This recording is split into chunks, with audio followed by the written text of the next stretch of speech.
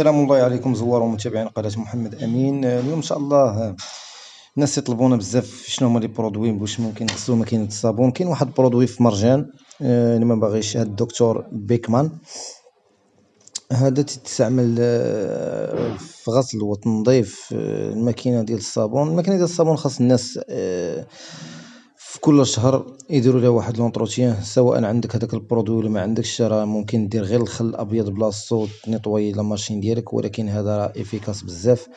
اي واحد فينا راه عنده هاد هذا التحتاني ديال الماكينه ديال الصابون كيفاش تشوفوا في الصوره، خص ضروري حتى هو يتنفس مره وتيتجبد فيه واحد الماء اللي تكون الرائحه ديالو كريهه الا ما كانتش يدار لها لونطروتيان كل شهر، وتغسل حتى هذيك اما برودوي ولا غير باي برودوي اللي عندك تما في الدار. دير ليه واحد الشيته حرشه باش يتحيدوا منه دوك الشوائب. انا حيتاش ديما كل شهر تتغسل ما غاديش يكون فيه بزاف ديال الشوائب، تلقاو تما حتى الصديفات حتى داك القطع النقديه الصغيره تلقاوها تما.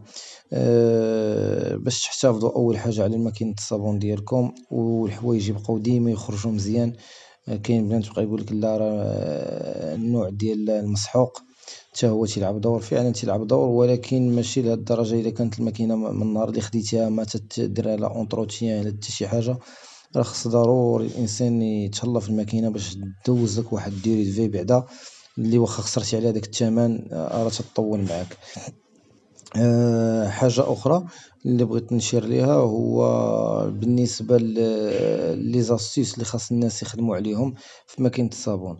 العدد ديال الناس غير تيساليو التصبين ديالهم تيسدوا الماكينة ديال الصابون. لا، ما تسدش الماكينة ديال الصابون ديالك، خليها مفوهة حتى تنشف تيتحيد منها كاريمون داك الماء باش ما تصدى، ما يوقع عليها لا لي بوان نواغ لا والو. ونتا نستعمل واحد الشيفونة في هذاك الثقب فين كاينه داك السدادة، وتنمسحوه مزيان وتنعاودو عاوتاني نزيرو. انا طارق الفيديو تنعاود نجبد لكم لقطات كيفاش بان الشيشه ديال السنان راه تتحكم هذوك المناطق اللي تيبقاو لاصقين فيهم هذوك الاوساخ وداك الشيء. راه ما كاين ما احسن من الماكينه من هاد الشيتات ديال الاسنان اللي تيديروا 3 دراهم في السوق ولا كاع 5 دراهم، تخدم بها انت، تخليها غير للاستعمال هذا ديال الماكينه ديال الصابون ملي تبغي تنيطويها.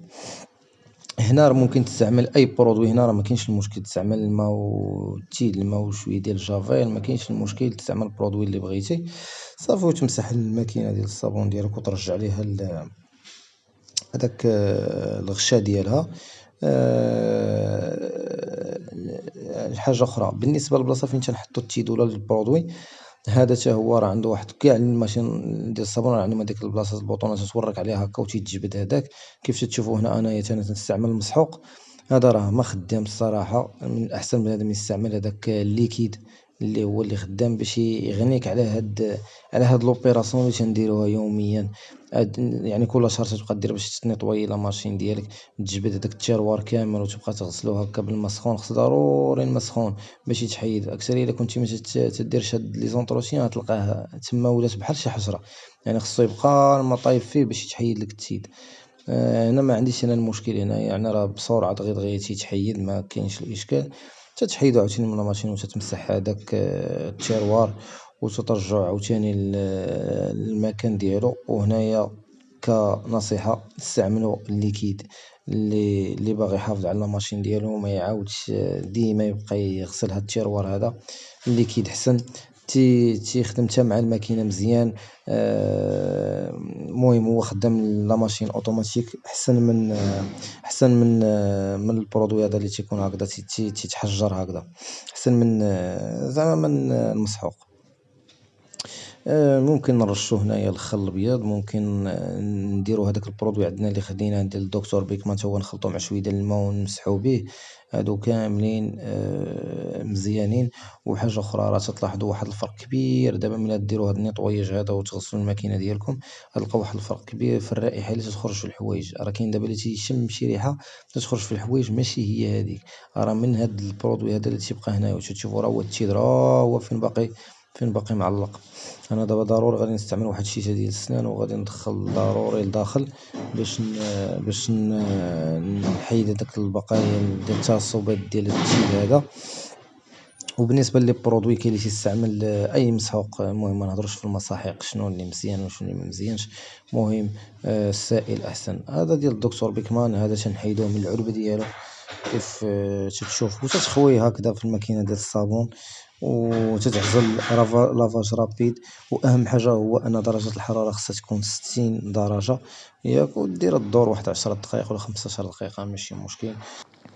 حاجة أخرى اللي بغيت نشير ليها هو صافي تتشغل الماكينة ديال الصابون ديالك صافي وتتخليها تكمل الدورة ديالها ديال ديال ديال التنظيف، صافي هي تتكمل. المهم تعزل درجة الحرارة تكون عالية، فهمتيني. أنا من الأفضل تنقول زعما على الأقل تكون واحد 60 درجة. أنا كنت تشوف عندي هنايا 40 درجة، خص ضروري تكون هي دابا، خصني ضروري نطلع على 60 على الأقل 60 على الأقل 60. أنا مكرهتش 95 ولكن على الأقل 60. صافي واحد 10 دقايق، أنا متيهمنيش هداك البروغرام الآخرين، المهم الدور في واحد، المهم على الأقل واحد 10 دقايق ولا 5 دقايق صافي يدور البرودوي راسو تما، فهمتيني، باش ترجع الماكينة تتساعد هذيك اللياقة ديالها. ودابا كاين شي ناس تيقولك أنا ما عنديش هاد البرودوي هذا، أنا ما لقيتش هاد البرودوي هذا. أنا تيقولك تيتباع في مرجان. ممكن تستعمل هاد الطريقة هادي، دير الماء ياك ودير البيكربونات ديال الصودا، فهمتيني، وتخلطهم مزيان ودير. ممكن أنك دير الخل الأبيض، صافي دير الخل الأبيض ديرو يدور حتى هو راه مزيان. غير خاصك في الآخر ضروري تنشف وما بقيتش الحاجة، خاصك ضروري تنشف في الآخر الماكينة ديالك. في الفيديو السابق كانوا ناس قالك زعما عطينا شي نصائح شنو لهاد الماكينة ديال الصابون باش زعما يطولوا في المدة ديالهم. أول حاجة تنصح أي واحد ملي يكمل القضية ديال التصبين ديالو يخلي الباب ديالها محلول، ما يخليهاش مسدودة، ما تبقاش مزموتة. غير تسالي الصابون هذيك الساعة خصك تحيد من الحوايج اللي تصبنهم، ما تخليهمش فيها. صافي مشى نقضي المرا شي غراض ولا شي حاجة عاد تجي باش تطلعهم، خص سير بلاص أنهم يتحيدو من لا ماشين ألافي. وحاجة الثالثة اللي هي بنادم يختار المساحيق المزيانة ومن الأحسن هذوك السائلة، من الأحسن هذوك السائلة. وحاجة أخرى عاوتاني نتا إلا استعملتي المساحيق السائلة عافاكم ديروا القياس، ما تبقاوش تكثروا أكثر من هذاك الشيء. وديما هاد الجوان هذا اللي تنمسح أنا دابا قدامه ديما قلبوه ومسحوه مزيان باش تسالى البرودوي، ضروري الشيفونة ناشفة وتمسح الماكينة الصابون مزيان. تشد عاوتاني قرعه هذه فيها هي الخل هذا ودوز على هاد الجوان هذا، هاد الجوان هذا راه تيشد بزاف ديال البكتيريا هنايا، راه بزاف ديال البكتيريا تتكون هنايا في هاد الجناب هذا ديال هاد الجوان هذا. من الافضل هاد الجوان ديال الغساله ضروري خصو يتغسل مزيان، راه تيكون تيتجمع فيه تما شي بكتيريا وشي بقع كحلين تيكونوا، راه بزاف. صافي وكمية المسحوقات هادشي هذا اللي ممكن نقول لكم. وحاجة أخرى هذا من عندي أنايا بالنسبة لهادوك منعمات الأقمشة دوك تلقاو الريحة، تبقاو نديرو الريحة ديال الخزامة وداك الشيء، أنا ما تنصحش به هذاك الشيء حيت هو اللي تيقوي من هاد النوع هذا ديال البكتيريا في لي ماشين ألافي. كان هاد الفيديو هذاك باش نوصل لكم واحد الفكرة على كيفاش تغسل لا ماشين ألافي ديالك. هو الغسيل راه كلشي تيعرف كيفاش يديرو، فهمتيني. غير أنا بغيت نهضر على داك البرودوي ديال الدكتور بيكمان هذاك راه مزيان، راه إفيكاس. واللي ما عندوش ممكن يدير غير الماء مع البيكربونات ديال الصودا ويديرهم. كاين اللي تيدير الملحاحية، وأنا تنصح غير بالماء بيكربونات الصودا، ولا ما عندكش دير الخل الأبيض صافي، ما ننصحكش بشي حاجة أخرى. صافي هذا كان الفيديو هذا كان خاص بالطريقة ديال التنظيف ديال ماكينة الصابون. واللي بغى يعرف شي حاجة أخرى على دي برودوي أخرين ولا شي حاجة مرحبا، ونتلاقاو في فيديو آخر إن شاء الله. والسلام عليكم ورحمة الله تعالى وبركاته.